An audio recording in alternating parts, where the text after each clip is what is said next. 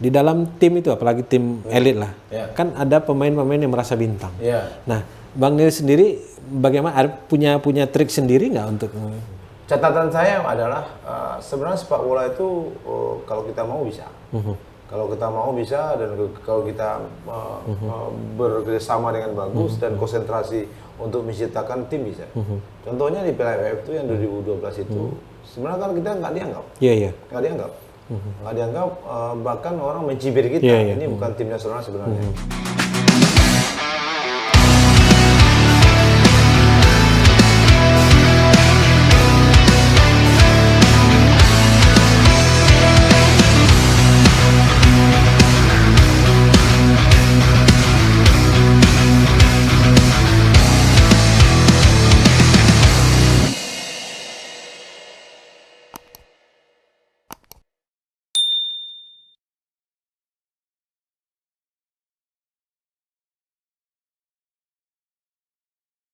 Halo Sobat GAN, salam pembinaan.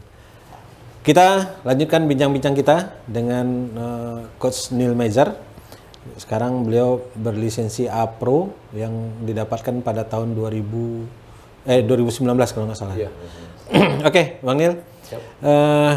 Kita ingin mencoba melihat sejarahnya dulu. Memulai karir kepelatihan itu mulai dari mana dan kapan, dan siapa yang memberikan motivasi Bang Nil pertama kali untuk menjadi pelatih? Kalau berlatih itu pertama di klub Makudum. Itu sebenarnya saya sama Jul Kifli ya. Jul Kifli, Bang Zulpeko nih. Peko ya. Teman, karena Pak Sumancan lagi nggak konsen di Makudum. Saya berdua sama dia. Terus saya dibawa ke Datuk Makudum. Makudum bilang siap. Di situ mulai saya sebagai pelatih. Waktu itu masih karyawan Semen Padang kan? Masih karyawan Semen Padang. Jadi karena latihannya sore, sehingga saya cari waktu jam-jam 4 habis sebelum pulang, saya cek log dan saya berangkat ke Imam Bonjol kalau nggak salah itu. Tapi berjalannya waktu, akhirnya saya difasilitasi sama Pak Datuk. Saya diantar jemput, dijemput saya ke atas. Sebelum ke atas ini Kendarung ya? Kendarung. Jadi ada namanya driver yang bantu saya, dia pemain Makudum juga. Habis itu dia standby di kantor. Pas cek lognya berbunyi, sirine berbunyi, saya cek log, berangkat. Nah, itu berjalan waktu. Setengah jam lah ya? Ya, lebih kurang saya 2 tahun di Makudum jadi pelatih, dan Datuk Makudum lah yang memfasilitasi pertama untuk menjadi pelatih, karena JBI saya baik dari D maupun C JBI saya pada waktu itu. Nah, kemudian setelah itu belum masuk ke Semen Padang kan? Belum, saya masih di luar. Masih di. Dan setelah di Makudum itu, saya ditawarin sebagai pelatih kepala tim Porda Tanah Datar. Sedangkan yang pelatih Porda Padang itu kan Coach Safriandri Rusdi dengan tim excellent yang di Darung ya, Okta, Eki, CS itu untuk persiapan Prapon. Itu tahun berapa? Tahun 2002. 2002. Saya melatih di Porda Batu Sangkar sebagai head coach dan Bapak Yasman Yanusar sebagai manajer tim yang membawa saya berangkat dari Padang ke Batu Sangkar PP setiap kita latihan. Mungkin lebih kurang seminggu kita PP di sana. Jadi itu karir kepelatihan saya yang kedua, dan setelah itu berpijak daripada itu, baru saya menjadi pelatih Pratama Semen Padang di 2003 di Semen Padang. Dan itu zamannya sampai kita ke tingkat nasional, kita kalahkan Bandung di 8 besar dan di 4 besar kita di Jepara, tapi kita kalah untuk masuk ke 4 besar karena di sana ada PS Persipura yang diwakili oleh Solosa itu zamannya dia striker itu. Dan kita gagal. Setelah itu baru pertama kali saya sebagai asisten pelatih tahun 2004 masalah ketika ada gempa bumi di Aceh. Itu pertama saya asisten pelatih.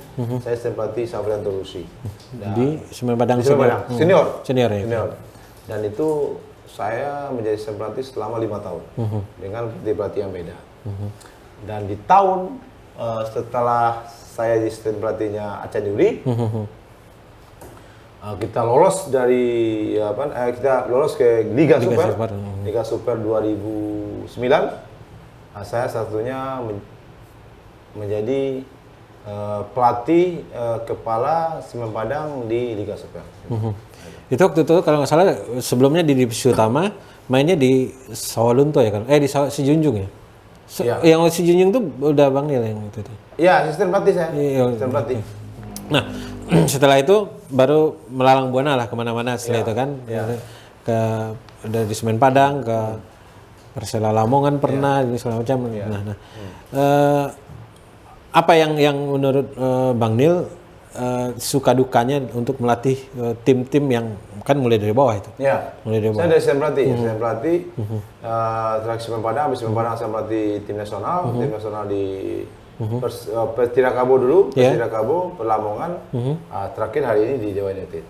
Nah, yang sempat waktu itu melatih timnas di ke AFF ya? Itu setelah melatih Semen Padang. Iya, Semen Padang. Nah, itu apa yang Bang Nil catat waktu itu sehingga tim itu kalau nggak salah sampai ke semifinal ya? Nggak sampai. Kita cuma lolos grup ya? Grup. Nah, apa yang bisa Bang Nil catat dari talenta waktu itu? Kalau nggak salah itu tuh Andik ya? Andik. Iya, kalau di PLFF itu kan karena kita dualisme, jadi pemain-pemainnya kan terbatas. Tapi bukan mengurangi niat kita untuk menjadi terhebat di Asia ya, Asia Tenggara ya. Karena kita bisa mengalahkan Singapura 1-0 setelah kita 15 tahun nggak pernah mengalahkan Singapura. Catatan saya adalah sebenarnya sepak bola itu kalau kita mau bisa. Kalau kita mau bisa dan kalau kita bekerjasama dengan bagus dan konsentrasi untuk menciptakan tim bisa. Contohnya di PLFF itu yang 2012 itu sebenarnya kan kita nggak dianggap. Nggak dianggap. Nggak dianggap, bahkan orang mencibir kita. Ini bukan tim nasional sebenarnya. Tapi nyatanya pemain yang ada di FF itu sampai sekarang masih dipakai. Andi abis itu ke Malaysia, Okta masih main, Samsul Arif masih main, Irfan Badi masih main, Mait Timo masih main. Bahkan hari ini Farudin sebagai kapten tim nasional masih main. Artinya tim itu memang tim terbaik saat itu. Cuma mereka kan baru pertama atau belum lama main di tim nasional. Gitu. Nah, kita melihat dari sistem segi karakter anak-anak sekarang yang bagaimana Bang Nil melihat apa yang membedakan dari anak-anak yang ada sekarang yang Bang Nil pegang sekarang itu dengan karakter yang waktu dulu? Ya beda-beda sih. Kalau pemain sekarang kan begini, pemain sekarang ini kita bukan menyalahi. Memang dulu motivasi kita tuh kita pantang kalah dengan segala apapun yang kita lakukan. Sekarang ini mungkin banyak merasa lebih nyaman aja, sehingga kompetensi dirinya itu tidak tereksplor dengan bagus. Nah, kalau seandainya itu dia punya potensi, tapi ditambah dengan keinginan yang lebih tinggi, saya pikir akan muncul pemain yang hebat. Ya, kita banyak melihat di anak-anak muda sekarang dia punya potensi pemain di SSB ya, SSB punya potensi main, tapi dia tidak yakin dengan dirinya mau jadi apa. Itu masalahnya. Ya, padahal kalau kita lihat generasi sekarang itu kan memang sudah generasi SSB ya. Berbeda dengan waktu Bang Nil waktu itu generasi pemain kampung ini segala macam dan itu banyak pemain-pemain yang lahir dari situ. Tapi sekarang kan dari era 2000 ke sini kan udah memang pemain-pemain SSB kan. Kalau nggak salah SSB itu dimulai dari Bang Roni kalau nggak salah itu bikin SSB sehingga menjamur dan harusnya kan sudah tertata. Nah, menurut Bang Nil apa yang terjadi di dalam sistem pembinaan seperti sekarang? Kalau saya pikir mungkin sistemnya harus kita samakan. Dari kampung, dari desa, dari kota, di kabupaten, di provinsi, dari federasinya mungkin blueprintnya mungkin harus jelas. Padahal sebenarnya sudah ada ya. Ada seperti apa namanya? Vilanesia segala macam. Vilanesianya sudah ada. Cuma aplikasinya apakah sampai ke kampung? Kan kita nggak tahu. Dan itu perlu kerja keras, perlu pemantauan, perlu survei dari petinggi yang ada di PSSI, menyambungkan ke sampai ke bawah. Asprof dan Askap, menyambung ke Askot, itu dipantau, jalan nggak? Dan itu kan butuh juga pelatih-pelatih yang berkualitas, yang punya knowledge, yang punya experience, Ketika dia melatih anak-anak ini, memang anak ini berkualitas. Tapi kalau tidak ada pelatih-pelatih yang punya kualitas yang bagus, sangat disayangkan ketika dia mendapat pelatihan dasar yang tidak bagus. Itu masalahnya. Bang Nil merasa nggak melatih tim elit di Indonesia ini merasa agak kesulitan mencari pemain lokal daripada pemain asing? Iya. Karena kalau saya sendiri kan merasa di manajemen klub Liga 1 kita itu lebih susah mencari pemain lokal karena stoknya sangat terbatas dan itu pun jadi rebutan gitu kan. Nah, menurut Bang Nil sendiri? Betul. Jadi Bang, contohnya kita mencari seorang striker. Di Liga 1 nih. Coba kita lihat siapa striker Liga 1 yang bisa layak kita pertahankan menjadi starting 11 di tim kita siapa? Nah, itu problem. Satu itu aja. Bukan karena ada pemain asing main di sana, enggak. Ini kan pembinaan dari bawah. Di usia 16, usia 17, 18, 19, 20, kan anak muda ini. Ya. Kenapa mereka tidak muncul di arah yang lebih profesional seperti di Liga 22, Liga 1? Ya, ini problem. Jadi artinya mungkin ada yang salah dengan pembinaan kita. Nah, tapi saya nggak tahu itu kan urusannya PSSI. Tapi secara histori saya lihat memang memang kita butuh pelatih-pelatih yang berkualitas, yang punya lisensi yang bisa dipertanggungjawabkan untuk membina anak-anak yang ada di SSB yang di usia muda, dimulai usia 8 tahun sampai usia 18 tahun. Itu pasti harus. Karena quality of coach itu akan melahirkan quality of player. Nah, dari sekarang kan di Indonesia lisensi APRO kan 20 orang. Sementara yang aktif di Liga 1 sebagai head coach itu 25%-nya lah, sekitar 5 atau 6 orang. Nah, menurut Bang Nil, kita kan dari generasi itu kan udah 2 tahun nih, tidak ada penambahan ini segala macam. Nah, ini mengganggu nggak terhadap ini menurut Bang Nil, atau apa yang bisa Bang Nil catat? Iyalah, kalau kita kan 20 orang. Tuh tanya Jepang berapa orang yang APRO. Udah ratusan. Apalagi Jerman tanya, udah lebih dari puluhan, berapa lah, lebih lah. Kita 20, berarti kita kan masih kekurangan. Dan itu tidak bagus. Nah, kalau hanya 20 orang yang APRO, yang aktif hanya sekitar 25%, kalau ini Liga 1 tetap memakai APRO lisensi, pasti mendatangkan asing. Itu nggak bagus buat kita. Dan ini harus federasi menjembatani sifatnya untuk teman-teman kita ini yang dari A bisa ambil APRO. Ya, kalau mungkin dalam kondisi ini tidak hanya kita berharap dari federasi, saya rasa memang negara ini memang harus mensupport itu juga. Jangan berharap satu angkatan APRO untuk 1 tahun. Harusnya kan minimal 2 atau 3 ada angkatan. Jadi artinya kalau dilihat dari gambaran 20 orang APRO 2019 itu yang aktifnya cuma 5 atau 6 orang, berarti kalau kita menginginkan 18 tim ini minimal Liga 1 itu semuanya pelatih lokal, minimal 4 kali itu harus ada setiap tahun kan, seperti itu. Karena kan ini berputar terus. Karena kan 2019 terakhir kan, harusnya kemarin kabarnya 2020, mungkin pandemi itu alasannya. Ya mudah-mudahan besok ada lah. Jadi teman-teman kita ini yang ada di A bisa juga mengambil APRO, sehingga tiap tahun tambah, tiap tahun tambah kita. Jadi kita ada surplus pelatih untuk tim Liga 1.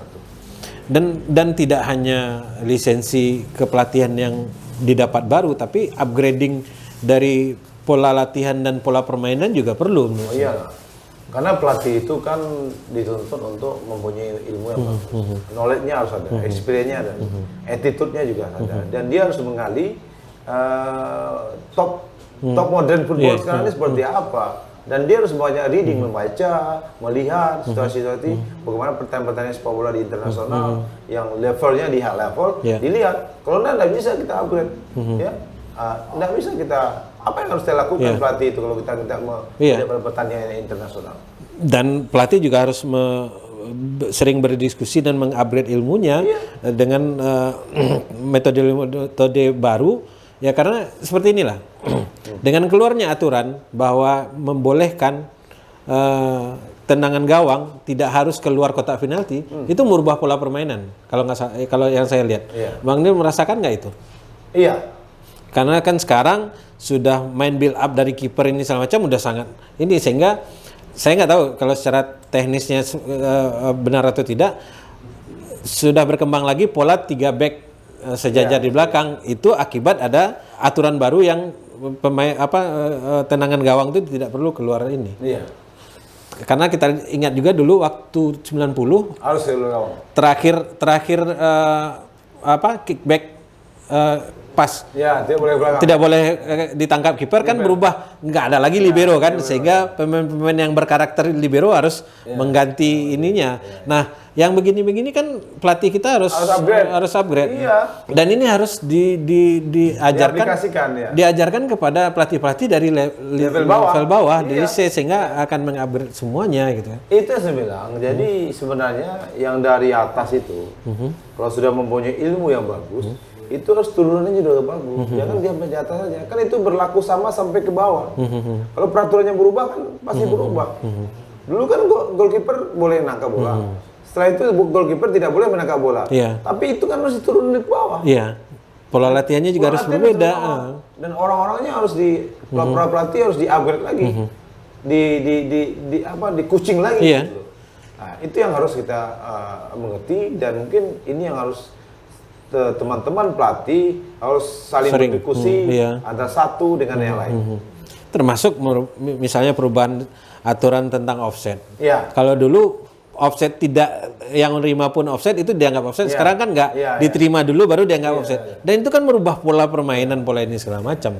Nah, kita mengarah ke pembicaraan soal di dalam tim itu, apalagi tim elit lah, kan ada pemain-pemain yang merasa bintang. Nah, Bang Nil sendiri bagaimana, punya trik sendiri nggak untuk? Iya, sebenarnya pemain itu kan manusia ya. Apa itu asing atau lokal atau tua atau muda atau senior ya. Sebenarnya kan mereka pemain semua. Pemain yang perlu kita hargai. Kalau saya sih, kita saling menghargai juga. Dan untuk menghargai itu kan kita punya trik masing-masing mengada bagaimana kita caranya memegang pemain-pemain yang kita anggap bintang, ya. Itu pendekatannya harus psikologisnya harus bagus. Tidak boleh kita arogan, tidak boleh kita menganggap kita lebih hebat daripada dia. Ada trik sendiri. Kalau saya sih normal aja sih, yang penting kita bagaimana memanusiakan pemain, baik itu lokal maupun asing. Terus yang kedua, bagaimana kita diskusi tentang dia, bahwa apa yang kita lakukan di dalam latihan, di dalam pertandingan itu adalah buat tim ya, bukan buat sendiri. Buat kita sebagai pelatih dan buat individu, itu yang penting. Nah, selain itu, saya sendiri menilai Coach Neil ini punya karakter lain di pinggir lapangan. Ya. 2012 itu beberapa teman-teman berwartawan bahwa penampilan Coach Neil di pinggir lapangan itu berbeda. Ya, dengan penampilan pakai kemeja. Biasanya kan pelatih kan biasa pakai training di segala macam. Ada apa namanya yang Bang Nil tiru nggak sih, seperti siapa? Enggak, sebenarnya saya sih berpikiran rapi aja sih. Karena kalau kita rapi itu kan dilihat orang kan enak. Jadi saya berusaha untuk merapikan diri. Saya tidak pengen pakai jaket ya, pakai suit training suit itu. Tapi saya ingin pakai kemeja, pakai jeans, pakai sepatu. Saya anggap lebih rapi, mungkin lebih enak aja. Lebih enak, dan itu berlanjut dari hari per hari, dari satu pertandingan satu running, dan itu saya mulai 2009. Ya, akhirnya menjadi tren karakter saya, ya sudah saya nyaman dan kalau meniru enggak juga, cuma saya lihat terakhir-terakhir ini waktu Barcelona lebih bagus, Pep Guardiola kan juga lebih style juga. Lebih stylish. Gitu. Ya, jadi kalau di luar negeri ada beberapa kebiasaan. Kalau bermain malam lebih banyak pakai jas segala macam itu kan untuk meningkatkan pride juga bagi pelatih. Nah, mungkin kalau saya melihat memang seperti itulah pelatih di pinggir lapangan, sehingga ada pembeda dengan asisten pelatih dan segala macam. Betul. Nah, itulah kita berharap Oksigen Denim bisa juga mensupport hal seperti itu kan. Podcast kita juga disupport oleh Oksigen Denim. Nah, ya memang style ini juga perlu untuk pelatih untuk meningkatkan kepercayaan diri dan juga kepercayaan diri bagi anak-anak yang bermain di lapangan. Kalau melihat pelatihnya seperti itu kan dia akan lihat berbeda gitu. Karena begini, kita ini kan entertain. Seorang pelatih itu kan entertain. Apa yang dia tampilkan itu kan dilihat orang. Jadi dan membuat kita lebih punya kepercayaan diri bahwa ini kita lebih bersih aja, lebih necis aja. Dan kalau orang melihat kita lebih rapi kan, kita kan mendapatkan apa namanya, rasa hormat orang sama kita lebih tinggi gitu. Padahal kita awal-awal ya urak-urakan gitu, gitu kan juga nggak bagus. Jadi seorang pelatih yang bisa menampilkan dirinya, yang bisa menghargai diri sendiri, pasti dia kayak orang. Dan termasuk dengan karakter ya kan, banyak beberapa pelatih yang kalem, ada beberapa pelatih yang apa namanya, duduk aja dan apa kayak bagian bawah hanya berdiri gini aja kan, seperti itu. Jadi kan memang banyak karakter, dan Bang Nil aku lihat adalah pelatih yang punya karakter sendiri juga di pinggir lapangan, dan itu khasnya Bang Nil. Oke. Kita beralih sedikit kepada hal tentang teknikal di persepak bolaan. Nah, tren perkembangan sepak bola apa namanya masa kini, hari ini, saya melihat kan biasanya setiap 2 tahun perhelatan Piala Dunia dan Piala Eropa itu akan terjadi revolusi dari gaya permainan. Nah, menurut Bang Nil, kedepannya apa yang akan terjadi? Kalau saya sih melihat pemain ini memang lebih atraktif ya. Tapi ada juga yang ball position, ada juga yang taktikal depending apa namanya pressure di arah pertahanan lawan. Tapi yang penting saya lihat di sepak bola modern sekarang adalah bagus menyerang, bagus bertahan, bagus transisi, menyerang bertahan, itu sudah luar biasa. Kalau kita lihat mainnya Manchester City atau kita lihat mainnya Liverpool, mereka akan menggunakan conditioning ya fisikalnya, di mana dia bagus bertahan dan bagus menyerang, dan mereka akan punya peluang ketika transisi dia maksimal, dan itu cetak gol. Nah, sekarang kan di level dunia kan yang menjadi kiblat beberapa sekarang ya, kalau menurut saya kan gaya Pep Guardiola, gayanya Jurgen Klopp, dan ada satu gaya yang menurut orang nggak menarik, tapi itu bagus, gayanya Ancelotti. Nah, apa menurut keunikan dari 3 pelatih ini menurut Bang Nil? Iya, punya karakter berbeda ya. Kalau Pep kan taktikal strategi ya. Kalau Jurgen ya lebih apa offensive. namanya, lebih ofensifnya lebih tinggi. Dan kalau Ancelotti dia lebih style kayaknya ya. Dan dia memang pelatih-pelatih yang pernah memberikan juara buat klub-klub. Contohnya kemarin kan Real Madrid dengan banyak pemain muda dan tidak dianggap biasa-biasa jadi juara. Padahal waktu itu kan dia waktu Liverpool mungkin secara taktikal Liverpool pasti menang. Menang dong Liverpool. Tapi yang menang Real Madrid. Artinya Ancelotti punya sesuatu yang orang yang tidak punya. Gitu. Nah, menurut Bang Nil ada peran dari tim kepelatihan mereka nggak? Dong. Apa yang dicatat? Ada dong, karena pelatih ini kan memberikan suatu bentuk karakter di tim itu. Kalau Ancelotti karakter begini, kalau Jurgen Klopp begini pasti kelihatan. Karena sepak bola itu adalah kalau seperti saya tim itu my karakter gitu. Jadi tim itu adalah karakter saya. Jadi apa yang diberikan oleh seorang pelatih sesuai dengan karakter pelatih itu. Jadi bentuk permainan Pep itu seperti apa, ya gitu dia karakter dia. Bentuk apa permainan seperti apa namanya Liverpool, ya begitu karakter si Jurgen. Itu nggak bisa dipisahkan. Gitu. Tapi kita lihat beda Ancelotti lah ya, antara Jurgen Klopp dan Pep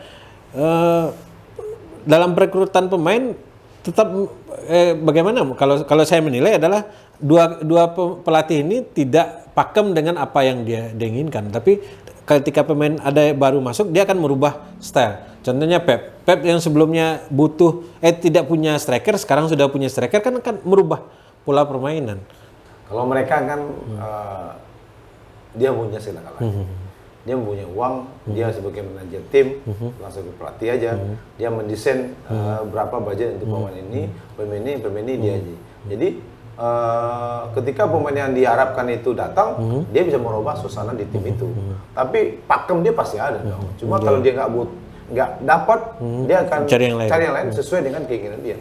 Kalau kita kan nggak bisa, ada pertimbangan lain. Tapi kalau Pep, Jurgen itu budgetnya sudah ada. Harus dibeli sekian, ini harus dibeli, gitu. Oke, ini terakhir. Saya akan menanyakan soal yang agak sensitif. soal naturalisasi. Bagaimana penilaian Bang Nil soal naturalisasi, dan kalaupun yang terjadi sekarang pilihan-pilihan yang dicari Coach Sintayong seperti ini bagaimana? Kalau naturalisasi untuk jangka pendek boleh aja, tapi jangka panjang jangan. Karena kita kan butuh melahirkan pemain-pemain talenta dari usia muda ini. Dari misalnya dia di usia 16 sekarang nih. Berarti untuk jadi pemain nasional nanti kan butuh ya 5 tahun, 6 tahun. Kita harap mereka akan muncul. Ya. Ini mungkin karena kebutuhan aja mungkin. Saya pikir karena tim ini ikut di Piala Dunia usia 20. Sintayong ini memikirkan dia di high level dan dia butuh orang yang mungkin dia lihat, mungkin dia lihat anak muda ini belum ada yang siap mungkin ya. Tapi sebenarnya kalau dia coba bisa sih, ya mungkin saya nggak tahu. Tapi untuk Piala Dunia untuk jangka pendek boleh. Tapi jangan terus-terusan begitu. Jadi artinya dengan ada naturalisasi sebenarnya kalau saya melihat positifnya adalah ini adalah cambuk kita untuk bekerja lebih berat untuk menghasilkan pemain-pemain masa depan yang bisa kita bekerja untuk menghasilkan pemain-pemain yang lebih bagus di masa yang akan datang. Iya, betul.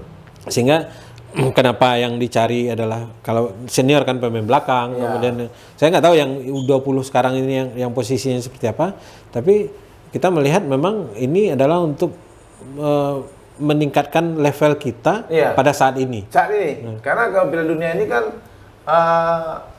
ya udah di level kan, ada yang low semua kan. Jadi apalagi besok di bulan 2023 Juni. Iya, Mei Juni. Nah, dan mungkin Sintayong setelah dia di Indonesia, dia melihat mungkin dia butuh butuh posisi yang di B, butuh posisi yang C, mungkin itu. Karena udah dilihat 2 tahun, bukan tidak ada, mungkin menganggap dia tidak sesuai dengan level yang dia butuhkan. Karena kan dia pelatih dunia nih, dia bisa mengalahkan Jerman 2-0 di Piala Dunia 2018. Jadi artinya kalau dari kita berpikiran positif, kita harus bekerja keras untuk mencari pemain-pemain yang sekarakter itu untuk meningkatkan level tim kita di masa depan. Baik, Sobat GAN, itulah bincang-bincang kita yang sangat menarik dan tidak cukup waktu 30 menit atau 1 jam berbincang-bincang dengan Bang Nil, dan mungkin di lain waktu kita akan cari lagi momentum dan topik-topik ke depan. GAN Channel dengan didukung oleh Oksigen Denim, kita akan mencari tokoh-tokoh lain di dunia sepak bola untuk pengembangan pembinaan sepak bola masa depan. Salam pembinaan. Terima kasih, Bang Nil. Thank you. Terima kasih banyak.